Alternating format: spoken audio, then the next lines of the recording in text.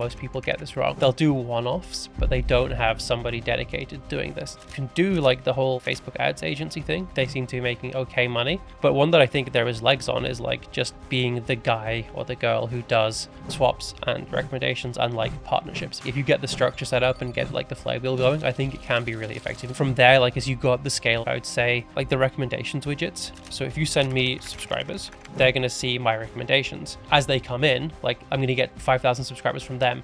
You're going to get subscribers back, but only if you like agree to recommend me. Dude, we're here live in the big city for the first time ever. We're together. You're here from Portugal. Welcome. I know, right? It's been a trip for me. Crazy for you, escaping from the basement. It's I know. In person. I know. So the first Letterland episode in person. I think we're going to have a special guest coming in a little bit later. So you guys will see that too. But I want to get right into it. I saw something today on LinkedIn that I thought was super interesting. And it actually blew my mind that I don't think a lot of people are doing this. I'm not doing it. Are you using DMs to grow your newsletter? To grow my newsletter, I am not. I have done in the past. Right now, I'm not. All right. So I want to explain kind of what I saw today. So this was actually a Tyler Dank move. And if you guys know Tyler Dank, right?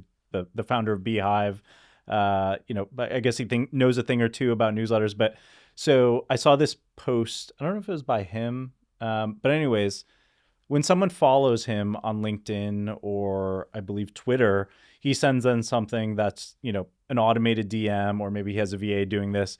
Yo, thanks for following. Small favorite ask. Each week I spend a few hours writing my newsletter, Big Desk Energy. It covers blah, blah, blah behind the scenes of Beehive. If you followed me, you'll like it. You should sign up. And then it's just a link to sign up.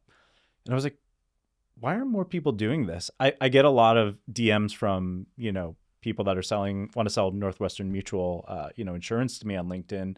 But I don't get a lot of newsletter opt-ins. Why don't you do it anymore?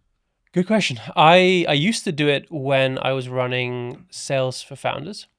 And then it was like, I was a lot more active on Twitter and LinkedIn at the time. And I had a high ticket offer. So like every additional person that I could get on the list, like would make me on average like $50, $60. So like the math on that worked out. Right now, I do some stuff for Sparkloop with new subscribers. So like I have a salesperson who will like run through them and see if there's anyone interesting that I should be reaching out to like on a sales side. Mm-hmm. But I don't get them through to the newsletter. And it's really just because I don't spend enough time on Twitter or LinkedIn. I'm not growing quickly enough there for it really to be worthwhile, to be honest. I think where it's really interesting is like the opportunity with Instagram and TikTok and places like that, right? Like if you have like the ManyChat automation setup where if someone likes a post of yours or if someone comments or follows you, you can automate that and get them to sign up, because there you could be doing hundreds or thousands a day, right? Yeah, I was thinking about it for the water coolers. It's like we have a big Instagram following, it's obviously kind of fluctuating, but you're getting, thousands of subscribers a month that are coming through that are, following us. And I'm like, why am I not sending them DMs? But I've never seen anyone else do it. So I wonder if there's a reason. I don't know if it's like, Instagram Zuckerberg doesn't want you doing that, and maybe you're getting marked as spam or something. I don't know. I mean, I've seen a bunch of people do it. I don't think I've ever subscribed to something from that.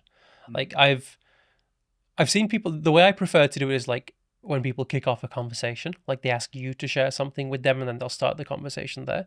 What do you mean? Like rather than saying, hey, can you go and sign up for my newsletter? They're just like, hey, cool to connect with you. Like, what are you working on? Like, I'd love to take a look. See, I feel like that's worse. Like if Tyler Dank sent me, so if he sent me that message. If he did that, yeah, because you wouldn't believe that he cares, right? Like his whole personality is like, yeah. Yeah, but yes, but also like if I sent that from the water cooler, someone would be like, this is so stupid. Like, from a brand account. Yeah, like from a brand account. Yeah. I don't know. I don't like the whole like fake, like what do you work on? Like I don't think anyone cares that much. Like they want you to do something for them. Right. And so I'm like, just get to the point. I think if you do it, on the brand side, like where I've seen it work better is not with like a newsletter sign up, but with like a freebie of some kind, like something they've created. Like that has worked on me and that works really well. Like, hey, so I've seen it in a couple of ways. I've seen like, hey, really cool if you're running a newsletter or if you're doing this thing. Like I think Pat Walls did this for a while with Starter Story, which was like, I think I'm remembering this right, where it's like, hey, if you're running a startup, like I'd love to feature you and do an interview with you. And he has like this whole automated flow, which is basically like he'll send you a list of questions, automated, you reply, that automatically gets turned into an interview without him actually having to do anything. And that becomes like growth for them as well, because people then go and share that, like they link back to the story on the site. So I think that like that level works well. I think if you have something really cool as a lead magnet, there's like a guy who did it was like some SEO sales guy, and he would do like a oh, Dan Martell does this as well, like the like the sales coaching guy. He does that as well, where he's like, hey, I'm putting together this whatever it is, like a coaching thing or like this freebie you do on this, and like that seems a little bit more like enticing to get people over the line, I guess. Yeah, let's like break down so like this Tyler Dank note, right? Like I think it's good, but I think there's probably like a couple tactical ways he could do it better. And I think this actually goes back to our conversation with Nathan May from, I guess, last week. He said, right, like when he reaches out, so he's actually doing cold, I guess like semi-cold outreach, because he's reaching out to people to ask them to join his newsletter. So it's kind of the opposite. But one of the things he said that I thought was interesting was he doesn't ask people to go to his newsletter landing page to sign up. He says, hey, just send me your email address here. And so he kills the friction.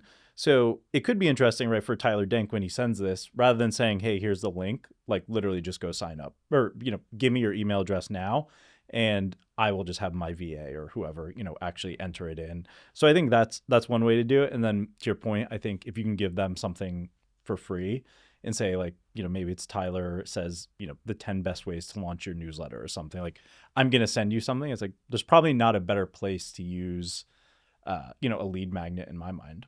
Yeah. I mean, I like it because I like anything that opens up a conversation anyway, like that gives you that sort of like feeling of, oh, this person has messaged me. It gives you a reminder of who they are. Yeah. Makes you more interested in following them. I think if you receive a DM from someone and you open it and click on it, at least in most platforms, that like signals to the platform that that's someone that you care about. So you see their posts more often as well. Yeah.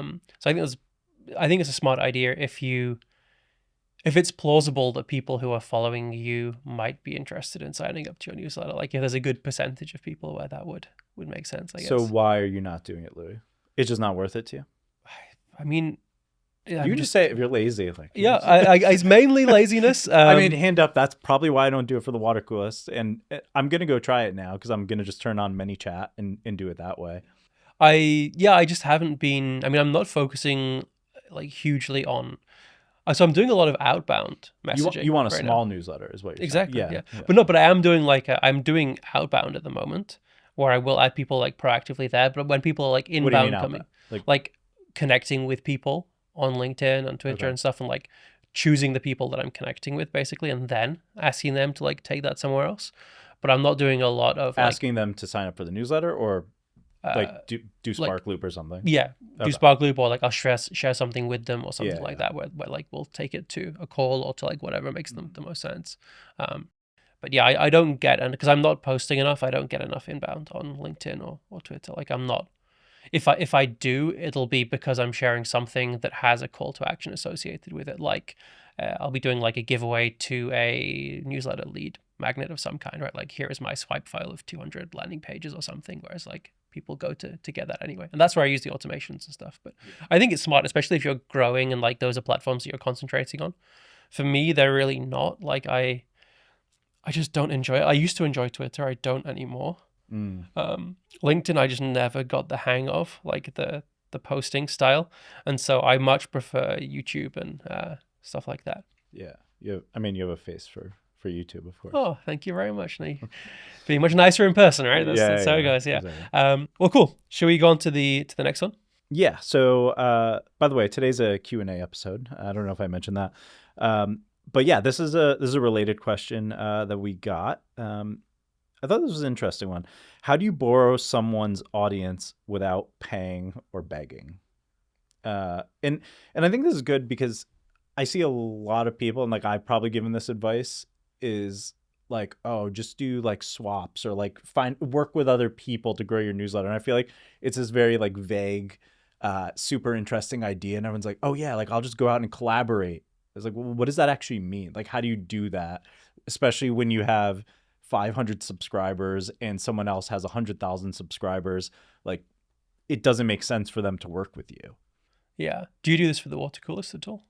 No, I don't. And the reason I don't do it, and I think it makes sense for a smaller newsletter. We used to do it, but just at scale, it doesn't work super well. And that's I'm sure, right, part of the reason why you invented Spark Loop, why boosts exist, right, is because these things need to be automated if you want to get any scale out of it, right? Like those sort of things are hard to do, like, one-on-one. Like if I'm just reaching out to, even if I work with somebody, exec sum, daily upside, someone that's like very similar to us, it's like, what are we going to send each other? Maybe like a couple hundred subscribers, right? And that doesn't necessarily move the needle for either of us when you're talking a couple 100,000 subscribers. So I would say if I had a bigger team, it's probably something that I would do, but right now I don't do any of that.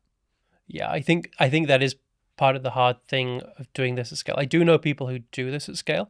I think it's much harder with like a daily newsletter like the Watercolorist that isn't in like, it's in a niche, but it's not in like a super like sub niche. Yeah. Where you have people who are talking about the same ish thing, but like very clearly related stuff, but not the exact same, basically. Right. Yeah. Like all those people I named, like we're all just talking about the same stuff, Yeah. and we're packaging it in a little bit of a different way. So it's like, why are we just sending subscribers each other's way, right? It doesn't make a ton of sense.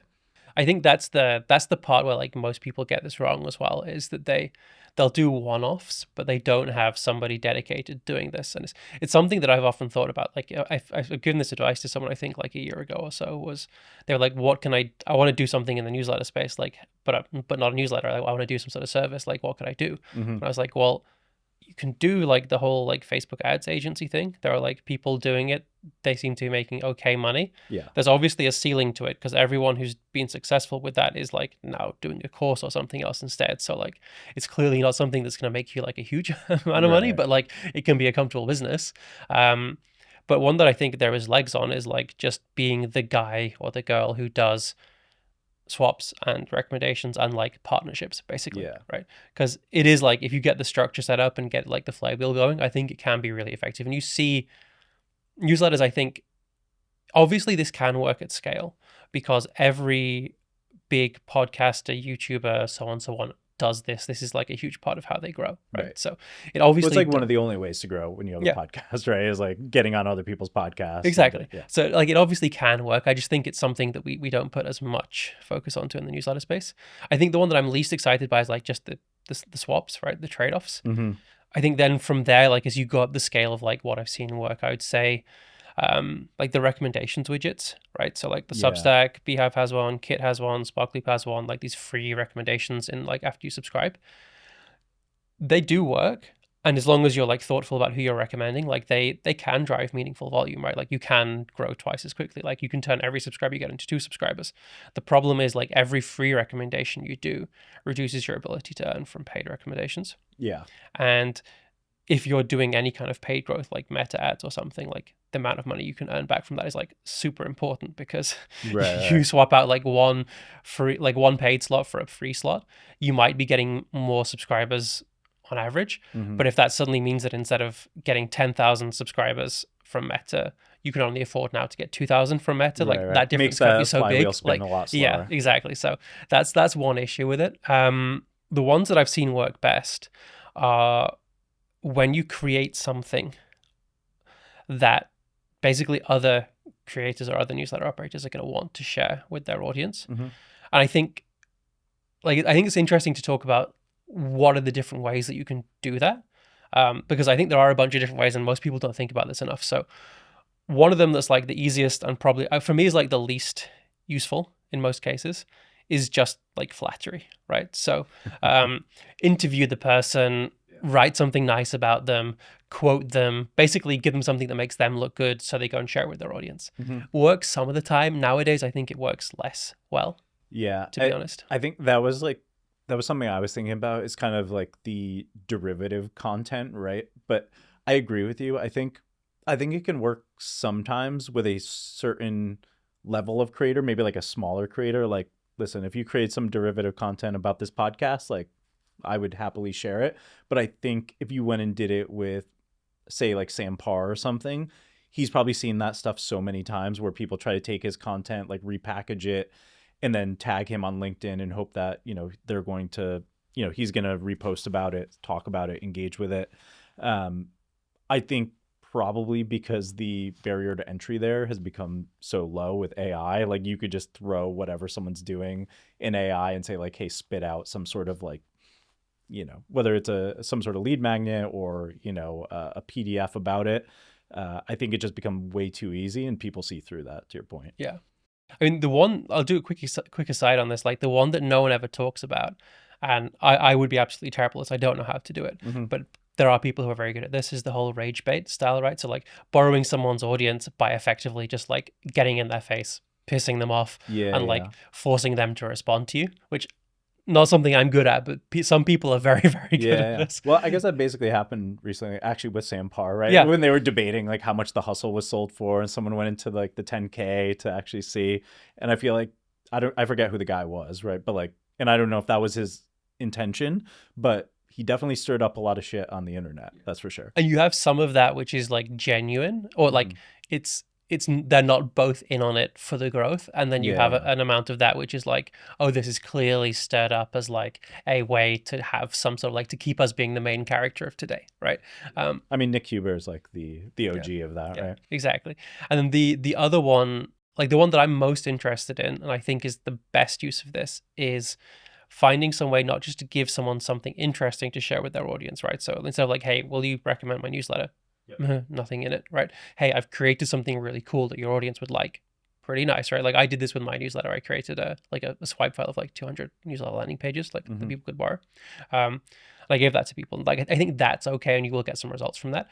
But I think the cherry on the top, and I think where we're going now, I think especially as you look at like Gen Z and like the way that they do commerce and like social commerce, and like the rise of like WOP as a platform. If you've seen WOP, no, WHOP.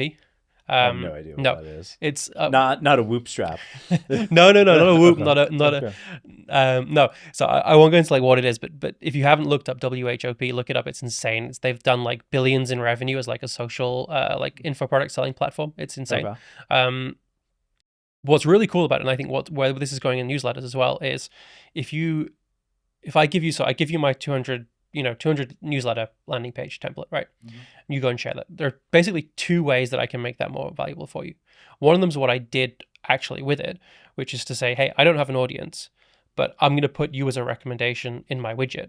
So if you send me subscribers, when they subscribe, they're going to see my recommendations. I'm partnering up with 20 people just like you. Right. So if, as they come in, like I'm going to get, 5,000 subscribers from them, you're going to get subscribers back, but only if you like agree to recommend me. Right. And that worked super well. Like I got thousands of subscribers from that. And like, I think I got like 5,000 in like just under 2 days. And I sent back like thousands to like 15 different people. Right. So it worked out really well for everyone. You just become the arbitrage center, and that was for free. But next time I do it, I wouldn't actually do that, because I got a bunch of people who I hope I'll be able to sell stuff to, but I wasn't actually sure. And so what I do next time is I would create like a really, really good Tripwire product, like either a subscription if I'm going to do a paid newsletter, or some kind of like, $20, $50 product. Right. And I would basically go, okay, this product is $50. Today, I'm going to make it $20 just for your audience, but only today. And by the way, you can keep 100% of that revenue if you give it to your audience. So I'm giving you a really good product, something that's better than you could have made for your own audience. Right. You don't have to do anything. All you have to do is pitch it and say, hey, because I'm a friend of this guy, he's giving me this huge discount. Oh, and by the way, like you can either tell them that you get to keep the revenue and they can support you that way or not. Right. It's up to you. But like you get to keep 100% of the revenue. So like it's clearly in it for you. And then, okay, I don't make the revenue from those subscribers, but I get a bunch of people who are clearly willing to pay, and they've bought that thing and they're ready to buy the next thing from me, right? That's cool. And I've seen people do that more recently. This is very similar to like how people who have like email lists. So it's like a whole bunch, like the momosphere of like mom blogosphere kind of thing. Yeah, which I imagine you're big into. Oh, huge. But no, seriously, it's amazing how they do this. I know a woman who scaled a crocheting email list to like 25,000 subscribers, like a full-time salary basically in a year, just by doing this. Once a month, she would put on like a masterclass on like different like home activities you can do. she would get, she would basically, it would be charged, right? It'd be like $50 or something. Yep. And she would say, hey, so XYZ people, you're creators in the same space. I'm going to invite you to be speakers. You get the revenue. Like, I'm going to pay you. Plus, you get a revenue of like everything you sell to your audience, but you have to sell the tickets to your audience. And so she would get like she would do everything. She would get all the subscribers. Right. She wouldn't really make much money from that, but then she'd be able to sell them her own stuff afterwards.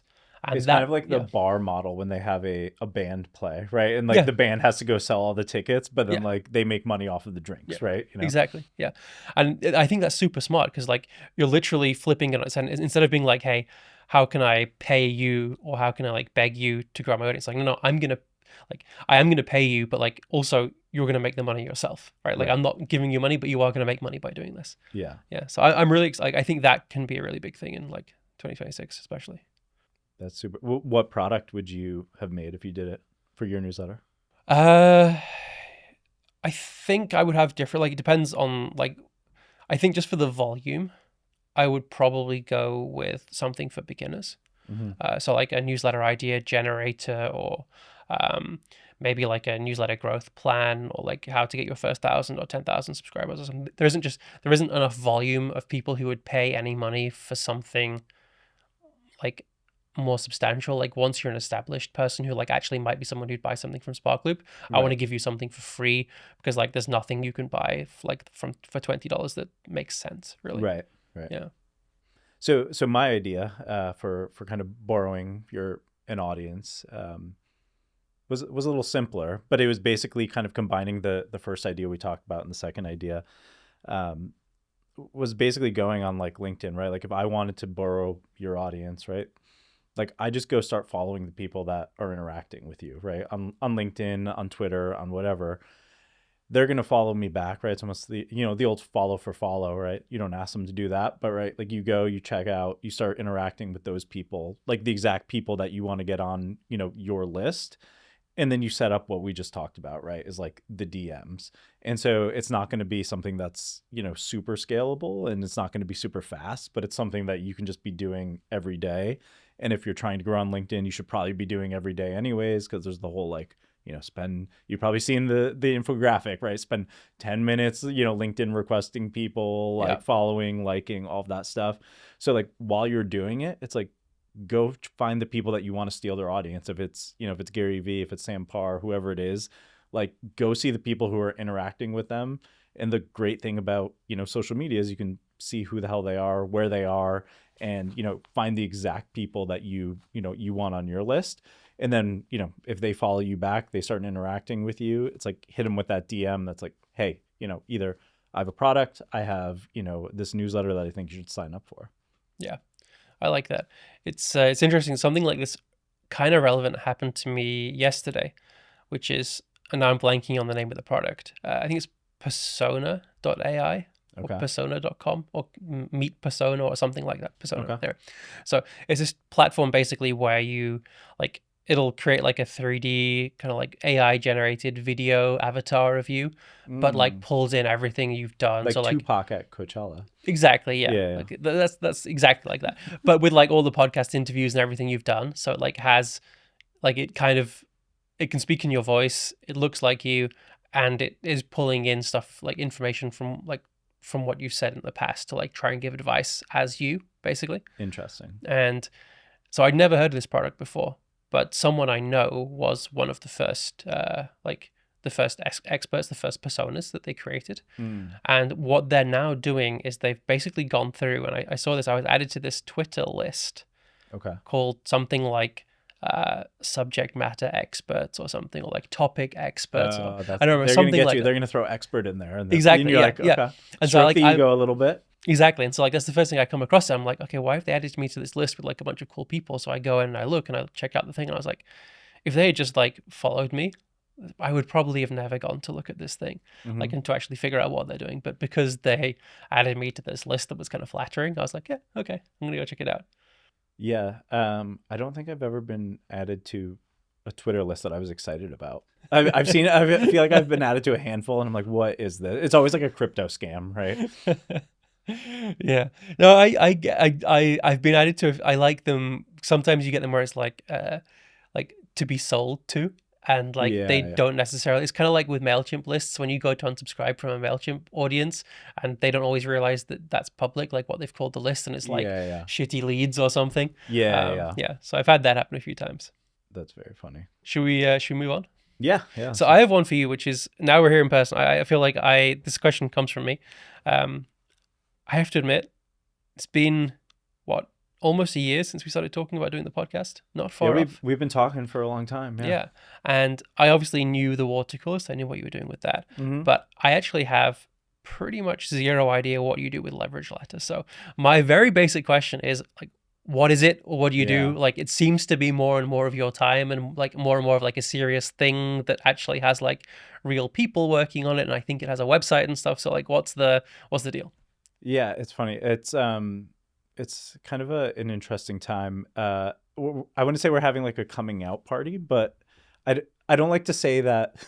I don't like to say that we were in stealth because I hate people like that who post like, I'm working on like stealth company. Something's coming. Yeah, exactly. But Leverage Letter is like kind of at its core is a newsletter consultancy, right? So basically when I left Barstool, I got the water coolest back and I was like, what's next, right? Like I was running the water coolest, that was fine. I put some systems in place to kind of have that run. Like I'm writing it, then I have, outsourced kind of sales, I've outsourced growth. And so like that was kind of running on its own. I was like, what else am I going to do? At the same time, a bunch of people started reaching out to me, right? Because like I was head of newsletters at Barstool. And so some people started reaching out and being like, hey, do you want to come work for me? Or do you want to come work here, do this? And I was like, no, I don't want to work for anyone. And so I was like, but I would consult for you. Like I'm happy to do that. So I would say I kind of stumbled into like newsletter consulting. And so I was kind of doing a little bit of everything for people, and started working with some like super interesting newsletters. It was basically just taking on like the products, or projects that I wanted to. And Can you name drop? Are we? I don't think I can name drop any Oh, of them. wow. Okay. I mean, some of them are like very big newsletters that you would know. Some of them are like in the B2B space, some big creators that you would know. And also some like legacy media companies that are trying to figure out newsletters. So started doing this and was just kind of like fell into it, which is interesting because that's kind of how the water cooler started. And so I was like, I need to give this thing a name. So I, made Leverage Letter, made a little website, incorporated the company. And then basically for the past year, I would say I've just been working, on these projects.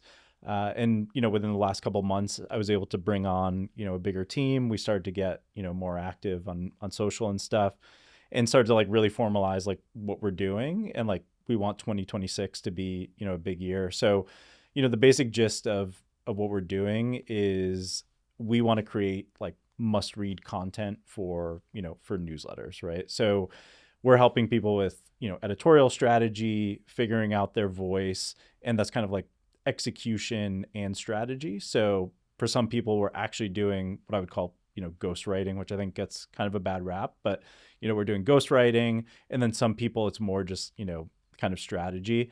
And then on the other side, maybe not other side, we're also doing some content-led growth. So basically like anything that has to do, with content from a newsletter perspective, we're helping you with. So whether it's writing the newsletter, actually doing social, kind of repurposing as everybody talks about, creating lead magnets for you, helping with, courses somewhat for some people that they're using that as lead magnets, and working with a bunch of different companies. But I would say most of our core, the core companies that we're working with are kind of legacy media who are in this place where they're like, we're either sitting on a huge list or we have no idea how to actually build a newsletter. And like, can somebody come in who's done this? And then like some creators who have really interesting ideas, especially in the B2B space, where I think, again, there's these people who have awesome ideas, like great experience as operators, and they just have no idea how to build a media company. So we basically come in and help them figure this out, and kind of start a newsletter. That's super cool. So I always think about this like this. When I started doing Spark Loop stuff, people would ask me to do consulting all the time, and I've never ever had time to do that ever. Mm-hmm. But it was always on like the growth and then more recently on the monetization side. And there's like a handful of people that I would refer to for specific like growth stuff and specific monetization stuff. Yep. But there's really no one on the like the content and the strategy, well, like the content strategy side of stuff who like does this as a thing and is like, you know, has a history of being able to do this well. Like there's a bunch of people who are like, oh, yeah, you can hire me to. It's like, so yeah, what are your qualifications? Like why basically? But there's no one like actually like established, because those people don't tend like, they tend to be, it tends to be that kind of person tends to be someone who's like stuck writing in the company, right? They don't tend to be able to leave and like have time to do this kind of thing. So it's really interesting to have someone who's like done this well, but like is available to hire, I guess. Yeah, I kind of saw a need, and I talked to a lot of people, you know, as like, you know, over the past like year, as I was trying to figure out like what is our actual offering versus just saying like we're doing everything. And what I saw in the market was basically that is people need help just like figuring out how to create really good content, right? And that's not just writing it, but like it's everything from, you know, writing it to actually figuring out what our goal is, like every newsletter, to figuring out how to create a style and voice guide, which like nobody does, right? Like I talk about that all the time of just like knowing your ICP, like writing to one person. It's like it blows a lot of people's minds that, you know, aren't in the newsletter space when you start talking to them about that. So I started to realize like there's a lot of great agencies, to your point, that are doing, you know, newsletter growth. Like those guys are killers at Facebook and Instagram. And I'm like, I will send people to them all the time. Like that's not what I do. And then there's people on the ad side, so the monetization, that are really, really good at that. But what I found was, to your point, there's nobody that's really great at, you know, helping kind of build out an editorial strategy and content. And so maybe I'm crazy for doing it, but it's been really cool. And I only see the need growing for it because I really see like two directions. There's a lot of people who are like, I'm going to go kind of pure AI. I'm going to lean into that. I just want to get a newsletter out. I don't care what's in it. And then there's a lot of other people right now that are like, I want to make something that's, you know, written by a human. It needs to be incredible. It needs to stand out in the market. And like, those are the people that I want to work with. It's like a serious newsletter creator. Yeah, nice.